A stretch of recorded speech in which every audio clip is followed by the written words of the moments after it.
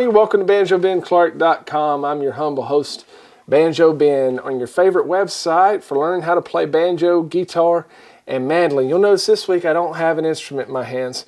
That's because I took the cameras and we went off-site this week. I took the short drive up to Hendersonville, Tennessee, where Huber Banjos has their shop.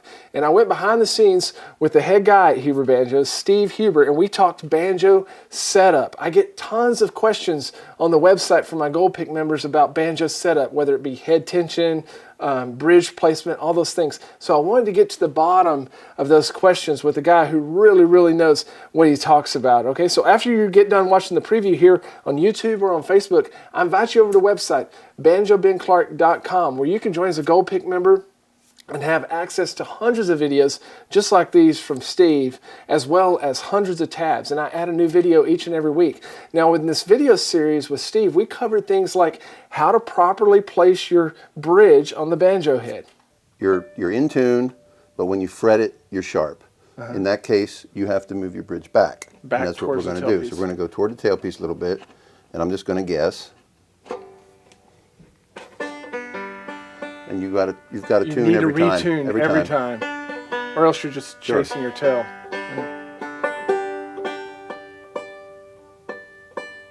So I'm close. I'm there. Pretty close. Just a little sharp there. Sharp. Yep. So we just bump it back a little more. We also talked about string action or string height, which is the proper height for your strings in order to increase playability and intonation. The easiest, quickest measurement to know that you're in the ballpark is right here across the last two frets. Okay. So take a scale, ruler, and set it on the last two frets. Okay. And then see how high you are. We even covered some basic things like how to properly and quickly put on a capo to get the best intonation. On it, not too far back. Okay. Right behind it. That's where it goes. So I want to show you how the palming works. So you have a palming technique. Yeah, so we're in tune.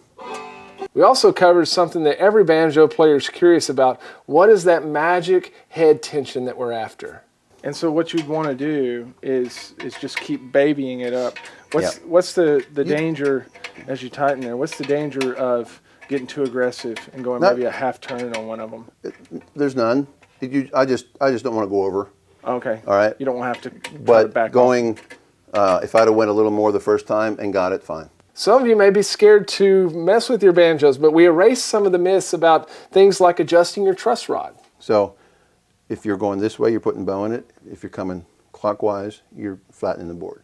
So I turned it counterclockwise a little bit. And then I'm just going to check. Now I'm going to be way out of tune, all right, since I did this, but we're not worrying about tuning right now.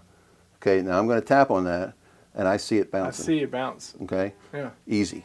Now, that gets you in the ballpark. Maybe your banjo's not playing exactly as you would have it to be. So we covered things like adjusting your coordinator rods to get it right in sync. We're going to go this way. And what that's doing is squeezing the rim. It's squeezing the rim from here to here. It's going like this and coming in. All right. Now what that's doing is pulling the neck. So if you take your banjo and you would pull down here, your strings go down. So I invite you over to BanjoBenClark.com where you can see this is over 45 minutes of produced video with Steve Huber showing you all the ins and outs about banjo setup. Go check it out.